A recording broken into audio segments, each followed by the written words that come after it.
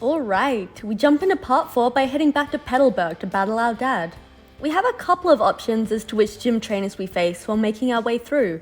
I go with the speed room, who fail to keep up, the stall room, that just can't last long, and the sleep room, which fails to put even a single one of my Pokemon to sleep. Though, to be fair, they do miss several of their rather inaccurate sleep moves. Against Dad, his Espeon is guaranteed to skill swap on turn 1, and Loaf on turn 2, so that lets us double up on the slacking slot. 1 HP reverseling for the one-shot, then Ice Beam one-shotting the Sentient Swallow, due to the way double battles work in Gen 3, in which a KO'd Pokemon is swapped mid-turn. Kangaskhan is guaranteed to fake out Pi as it sees a KO, so we go for a double switch to set up our next turn, which involves faking out the Espeon, so it'll Loaf again next turn, as well as getting in Flatbread to take a superpower like a champ.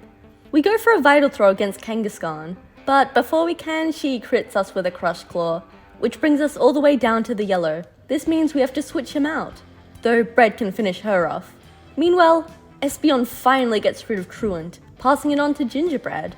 With both our Pokemon intimidated down, to get rid of the stat drops and the sucky ability, we double switch, which allows Espeon to set up a light screen, while Tauros hits Flatbread into the yellow. We get her out of there, sending in Bread as Cookie bubble beams the Tauros, though the light screen means we're only doing around a third.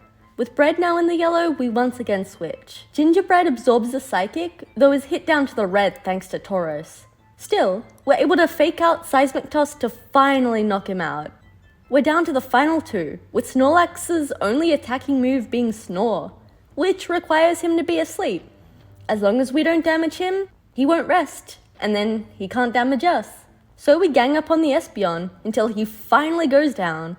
From here, I feel we've taken enough risks, so we may as well play it as safe as possible against the Snorlax, which means PP stalling it.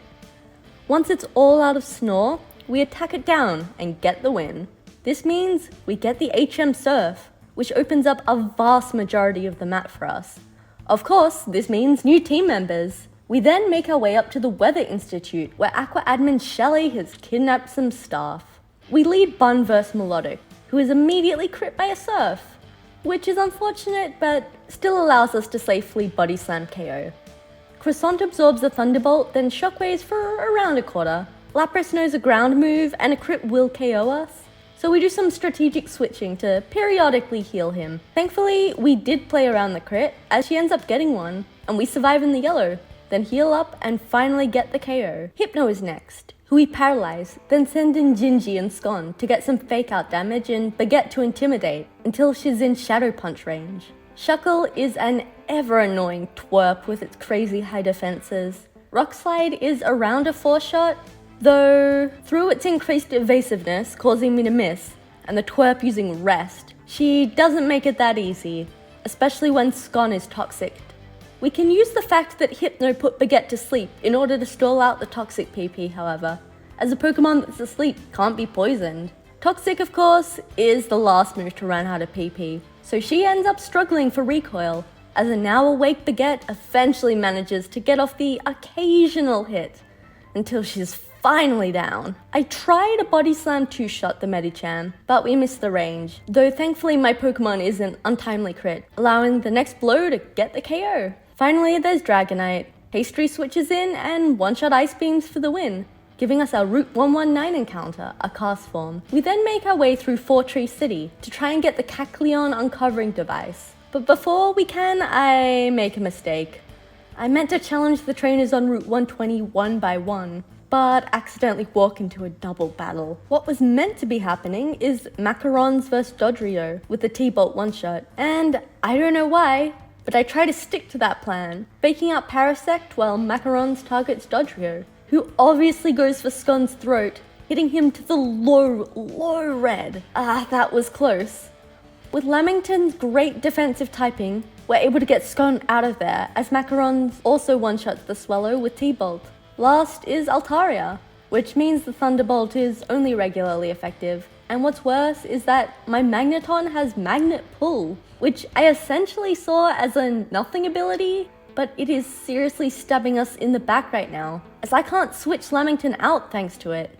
A Thunderbolt Rock Slide combo does take out the Altaria, allowing us to 2v1 the other side. Though with Lamington still trapped in, and in the low yellow, we're far from out of the woods.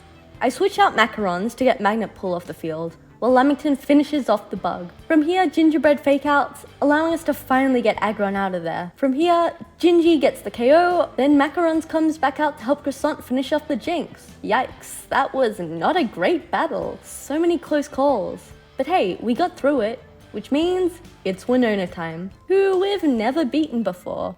We lead Pancake and Bagel against Zapdos and Aerodactyl. The plan for the time being is for Pancake to distract Zapdos, while Bagel takes out Aerodactyl, who could either Earthquake or Ancient Power. We'd prefer the Ancient Power, but of course he ends up Earthquaking, and getting a crit on Dumbfan with it too. Unfortunate, but it's not a game-losing crit or anything. We get Bagel out of there for Cupcake to take a double Grass Hidden Power and get off an Intimidate, as we go for a bit of a risky move, the 85% accurate Hydro Pump, which ends up hitting and taking down Moltres. Crobat comes in and boys this fella fast. I get both my mons out, sending in Pancake to bait the Zapdos again as Crackers comes in to begin chipping away with some Rock Slides. But then Winona, of course, decides to ruin my plans. She switches out Zapdos. I was pretty much going to try and bait and switch with Pancake and Croissant the whole rest of the battle, so this really throws me off. Furthermore, Crobat crits Crackers. So, though again, not game ending, it does mean he heals up quite significantly. We do get our own crit, however, it's on Rock Slide against Flygon, so pretty much the most useless crit ever, which makes literally no difference, as Pancake can just murder it with Ice Beam, as Scon switches in to take a double target and shrug it off like nothing happened. Okay, we're halfway there.